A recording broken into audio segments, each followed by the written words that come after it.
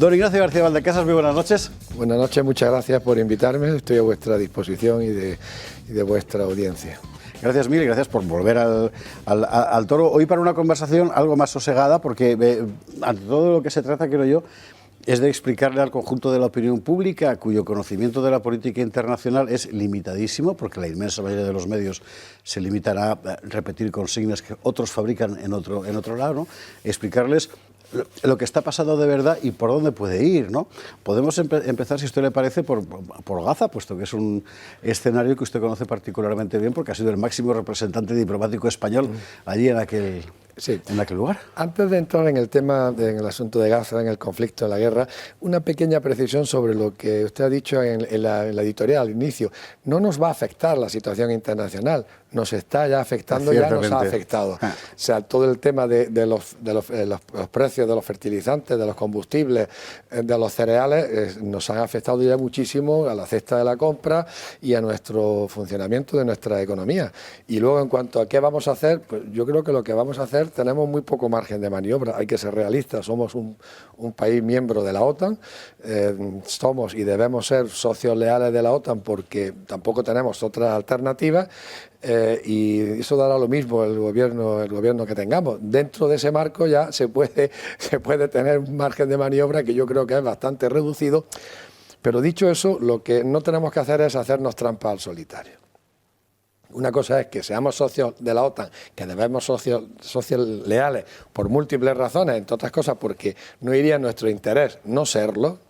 Repito, no iría en nuestro interés no serlo, y otra cosa es que nos hagamos trampa al solitario cuando hacemos el análisis de lo que ocurre por el mundo. Hagamos pues el análisis, efectivamente, y gracias por la corrección, que es una mejora, es verdad. No es una corrección, es una puntualización. No, es una mejora sin ninguna duda. El escenario de Oriente Próximo, es decir, allí hemos visto un ataque salvaje absolutamente de Hamás, abominable, y una respuesta programada, digo programada porque parece que estaba muy medido todo, ¿verdad? Muy medido no en cuanto a contención, sino en cuanto a los objetivos por parte del Estado de Israel.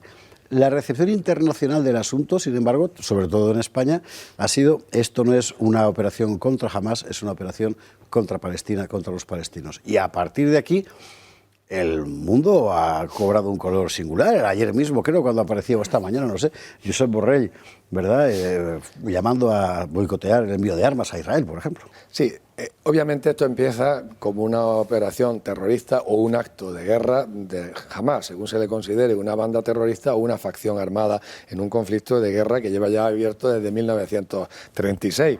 Y la respuesta de Israel, que algunos consideran que es una respuesta que tiene derecho a defenderse, tiene derecho a atacar a Hamás, pero que quizás no sea absolutamente proporcionada. Claro, ya el número de víctimas, que se acercan ya a los 30.000, más los desaparecidos, estamos hablando posiblemente entre heridos, muertos y desaparecidos de 100.000 habitantes, lo cual nos lleva a pues casi a un 5% de la población. En Estados Unidos el 5% de la población serían 15 millones de personas. Estamos hablando de unas proporciones verdaderamente enormes. Y eso pues está produciendo tensiones, no solo en la zona, que la estamos viendo en otros conflictos que surgen en el Líbano, que surgen en el Mar Rojo, sino también en el seno dentro de los distintos países de la Alianza Atlántica.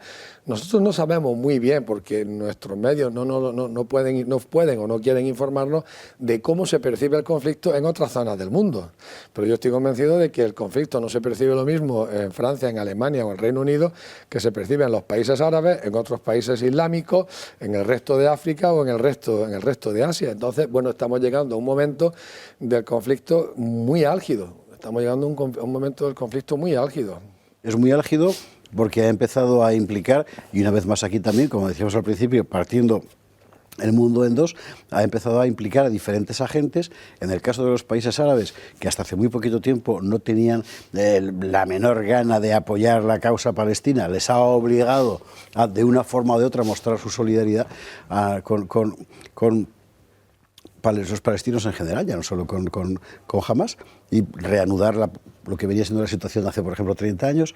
Y en los países occidentales me resulta, sin embargo, mucho más difícil entender la posición, porque, vamos a ver, a mí la impresión que me da, y seguramente me dejo llevar por análisis demasiado estrecho, es que en Europa, por ejemplo, y muy particularmente en Europa, no se adopta una posición extremadamente severa hacia, no digo los palestinos, digo Hamás, por la enorme cantidad de población musulmana que hay en nuestro suelo. Bueno, esa es una hipótesis, pero yo no la veo trascendente en el terreno de la política exterior. Yo veo más trascendente lo que se ha ocurrido durante muchos estos años, en los que se ha ido pregonando una solución de dos estados y se ha dejado que la situación se deteriore para hasta hacer casi imposible esa solución de dos estados. En el caso de Josep Borrell está claro que él lo ha denunciado, que hemos estado proponiendo una solución de dos estados y que sin embargo no hemos hecho nada, ni nosotros ni Estados Unidos. Estados Unidos más activamente lo que ha activado es en contra de esa solución de dos estados. Si Borrell fuera un político de 50 años, pues quizás no habría presentado su proyecto de conferencia de paz, que es revolucionario, la primera vez que un responsable político señala que una solución tiene que venir desde fuera y impuesta a ambas partes y que la conferencia de paz va a seguir adelante aunque alguna de las partes decida no participar. Claro, esa conferencia yo creo que ya le han dado un carpetazo, por lo menos no se ha vuelto a saber nada desde que el señor Borrell la presentó en un Consejo de Asuntos Exteriores. No sabemos ya qué va a ocurrir y la petición de Borrell pues también no se entiende. Hay un factor de edad y de perspectiva de la carrera política en el caso de Borrell y también quizás en los jueces de La Haya que ya han llegado al culmen de su carrera y que ahora pues ya no tienen que preocuparse de su futuro profesional. Y eso, cuando uno no tiene que preocuparse del futuro profesional, se siente bastante libre para dar sus opiniones y para hacer sus análisis. Pero ¿es posible una solución de dos estados cuando ninguno de los dos estados quiere? Bueno, porque la situación es un poco esa, ¿no? Decía André Berkov, que es un periodista franco-libanés un auténtico maestro, y que tiene 80 años, es decir, tiene esa perspectiva del tiempo. Él dice que el gran problema de este conflicto es que tanto los israelíes como los palestinos se consideran a sí mismos pueblos mártires. Mártires y víctimas. Cierto. Mártires y por tanto dispuestos a ofrecerse como víctimas sacrificiales de la propia causa. Y eso no tiene solución. Pero el caso, en el momento en el que abandonemos la propuesta de la solución de dos estados, el vacío que sienten los políticos ante la perspectiva de abandonar la propuesta de solución de dos estados es un vacío y un vértigo extraordinario, porque en el momento que abandonemos la solución de estado, aunque sea un mantra, aunque sea un eslogan, ¿a dónde estamos? ¿A dónde vamos? Terrible. Decía un autor francés que al final cuando dos pueblos deciden matarse, por más que lo intentes no vas a conseguir evitarlo. Da la impresión de que estamos en ese momento ahora mismo, en la crisis, pero al mismo tiempo los efectos laterales del conflicto se han disparado. Se ha disparado con Hezbollah en el Líbano, en líneas generales con todo el mundo chií en Irán, por supuesto en el Mar Rojo con los hutíes. Digamos que en esa competición que hay siempre entre, por una parte, Arabia Saudí y Turquía para parecer los líderes del mundo suní, por otra parte, entre suníes y chiíes para parecer los líderes del mundo musulmán, Irán le ha ganado la partida a todos ofreciéndose ante la gigantesca umma que vive no solo en los países árabes, también aquí como los auténticos abanderados. Pero eso tiene mucha trascendencia en el mundo chií. Pero yo no soy un experto en el mundo árabe, pero me da la sensación de que por mucho que haya activado Irán en general en este conflicto y en general los últimos años, los efectos a largo plazo en el mundo suní decaen mucho por el factor puramente religioso. De momento, a lo que han obligado es a que Arabia Saudí y potencias semejantes se alejen un poco de aquel contexto de los acuerdos Abraham, de Trump, etcétera. ¿Volverían? Es lo mínimo que podía ocurrir después de la explosión del 7 de octubre, porque esos acuerdos de Abraham lo que eran unos acuerdos, no ya los acuerdos políticos a los que llegó Egipto y Jordania cuando hicieron la paz con Israel, que eran acuerdos entre gobiernos, no. El acuerdo de Abraham iba mucho más allá de acuerdos entre gobiernos, acuerdos entre sociedades para traspaso económico, tecnológico, etcétera, etcétera, y era olvidarse definitivamente de la causa palestina, era echar a los palestinos con las aguas residuales a la alcantarilla, ¿no? Y una de las motivaciones del ataque brutal de Hamás puede haber sido precisamente provocar una situación tan absolutamente excepcional que rompiera esos acuerdos. Sin duda, esa era una de las motivaciones. Yo a Hamás no pude tratarle porque no le tratábamos por ser una banda terrorista en la lista de terrorismo. Y no comprendo, no he llegado a entender lo que hay detrás, porque lo he dicho aquí en este plató, por sus actos Hamás se comporta como si fuera un aliado objetivo de Israel. Ojo, no estoy diciendo que Hamás sea un objetivo, sino que las consecuencias de sus actos son dañinas, terribles para el pueblo palestino. En su misma actuación del 7 de octubre podía haberse limitado sencillamente a atacar objetivos militares. Podía haberse limitado simplemente a llevarse rehenes militares. Por el contrario, optó ir a por atacar, una acción... atacar a objetivos civiles y llevarse rehenes civiles, lo que estaba invitando a que ocurriera lo que después ocurrió, conociendo lo que es Israel hoy, que no es lo mismo que era hace 20 años, ni hace 40, ni hace 60 años, y cuál es la composición del Consejo de Ministros. Que no queramos enterarnos de cómo son las cosas en Oriente Medio, es una cosa, pero las cosas son como son, no como nos gustaría que fueran. La composición del Consejo de Ministros llevaba inapelablemente a una reacción lo más vigorosa posible para demostrar ante tu propio pueblo mártir que el otro pueblo no es mártir sino un asesino. De ahí vienen las declaraciones tan terribles que hicieron los responsables israelíes, llevados de una furia comprensible y de una ira comprensible, pero que son las que, como el diario Haaretz ha dicho en Tel Aviv, son lo que ha pavimentado el camino hacia La Haya. El camino hacia La Haya, como dice el diario Haaretz, está pavimentado de las declaraciones de nuestros responsables políticos.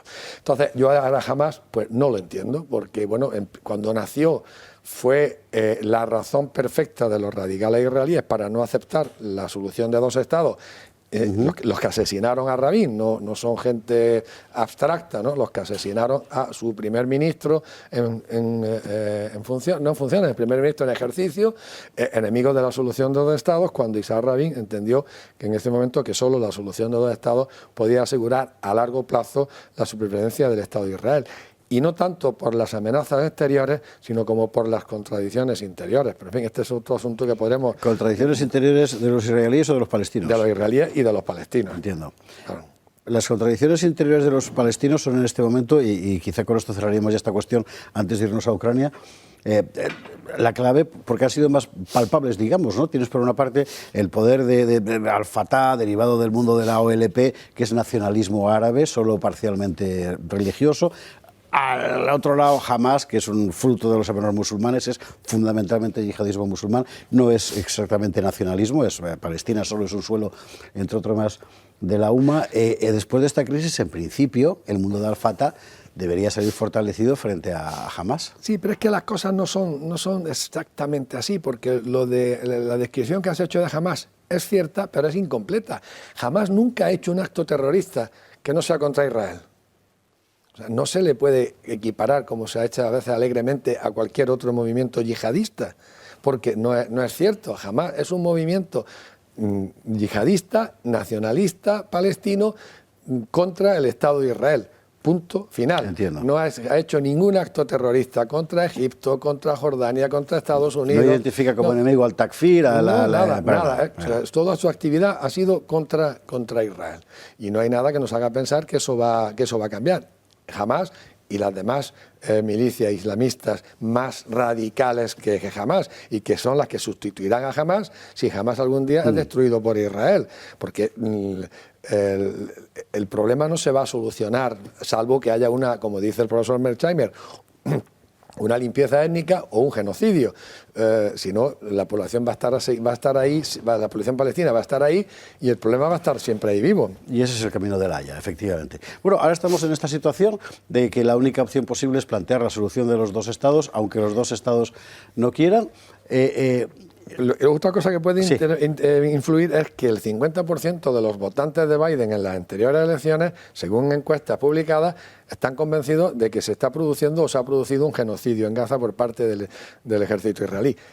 están convencidos ellos, no lo digo yo. Y claro, eso Biden lo sabe. Y la Casa Blanca sabe que el 50% de su parroquia está convencida de una cosa que y eso puede tener alguna consecuencia electoral, sobre todo si Biden es finalmente el candidato, que ahora parece que no está del todo claro. La posición del Estado del gobierno español en este contexto, ¿cómo la juzga? ¿En el conflicto? Sí. Pues mira, yo lo he dicho también en varios sitios, yo soy bastante crítico con el presidente Sánchez en algunas cuestiones, pero en esta la verdad es que a mí su viaje a Palestina me pareció esencialmente correcto, salvo algunas cuestiones de forma. Si vas a hacer una crítica de un primer ministro extranjero, quizás no es lo más prudente ir a hacerla delante de las cámaras al despacho de este primer ministro. Si pasas por Rafa y están esperando el primer intercambio de rehenes y hay cientos de periodistas extranjeros, pues a lo mejor el atril que estaba allí no estaba destinado para un primer ministro extranjero, presidente del gobierno extranjero. ¿Qué pasa? Sin embargo, todas sus declaraciones en cuanto al fondo pues son bastante correctas. Yo no me preocuparía mucho por el reconocimiento del Estado de Palestina, que ha prometido, porque, bueno, no hay. Está prometido, no, se puede reconocer, de hecho lo reconocen las 4/5 partes de los Estados miembros de Naciones Unidas, han reconocido el Estado de Palestina formalmente, pero estaba en el programa del PSOE desde tiempo inmemorial y Pedro Sánchez lo dijo en varias ocasiones: en cuanto lleguemos al gobierno reconoceremos al Estado palestino. ¿Y esta defensa de la causa palestina en este momento no ha hecho que se borre en realidad el motivo inicial del que estamos hablando, que no ha sido una sublevación del pueblo palestino frente al poder israelí, sino que ha sido crímenes atroces por parte de un grupo terrorista?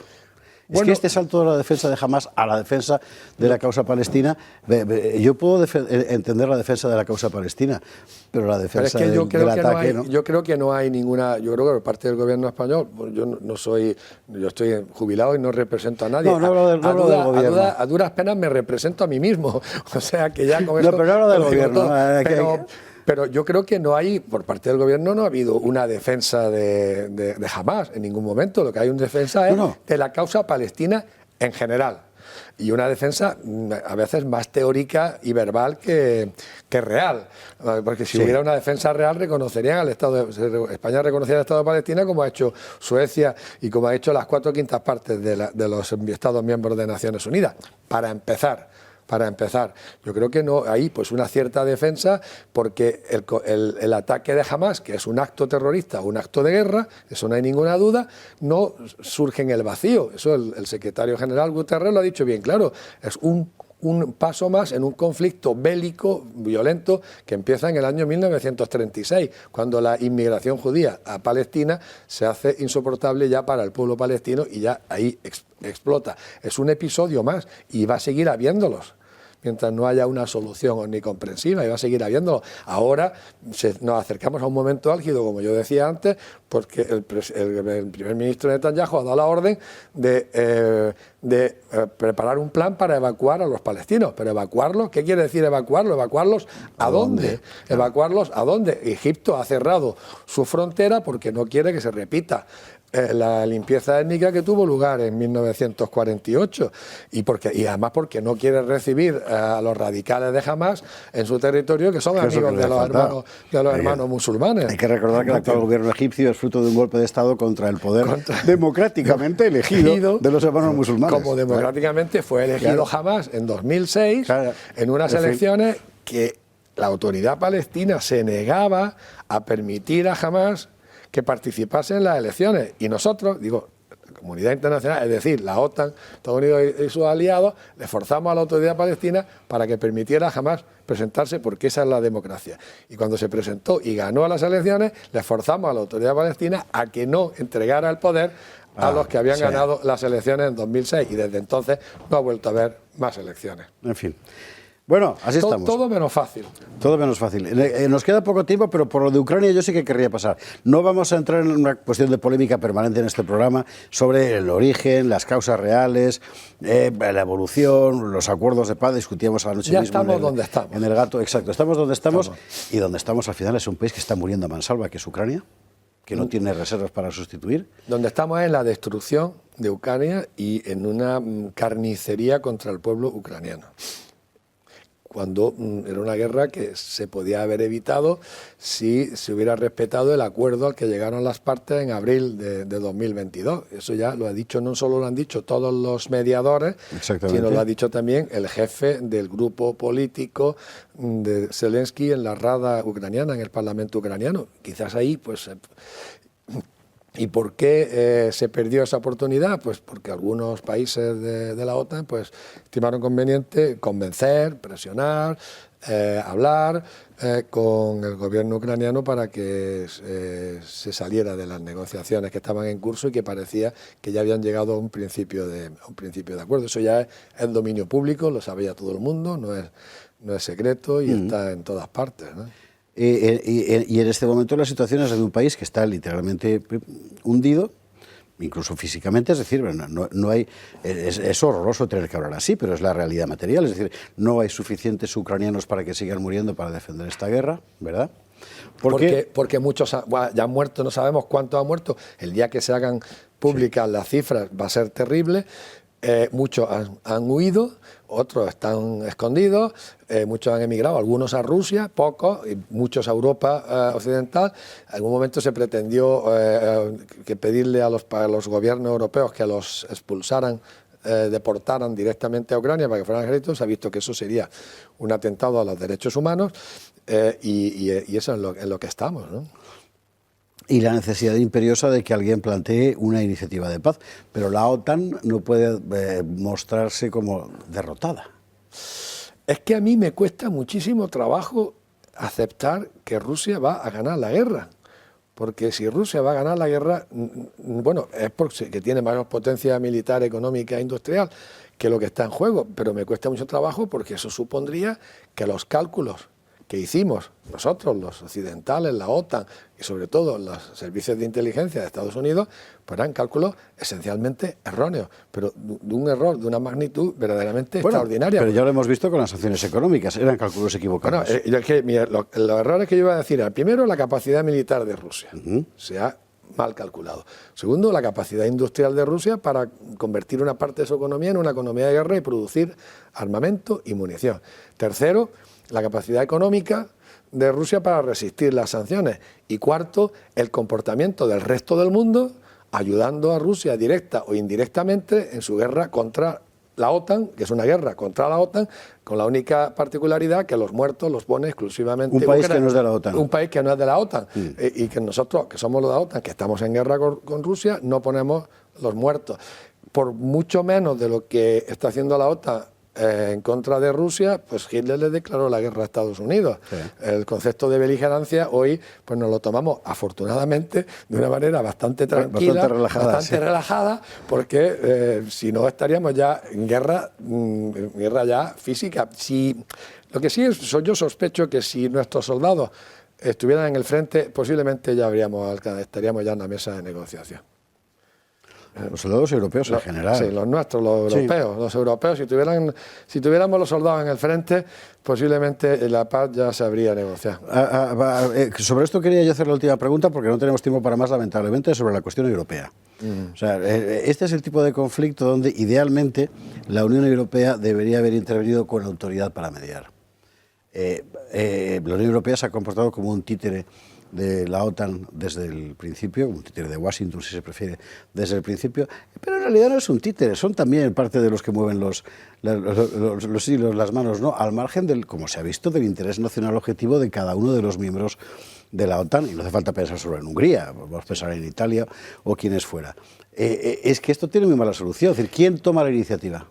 ¿Para qué? Para decir, vamos a poner fin a esta carnicería.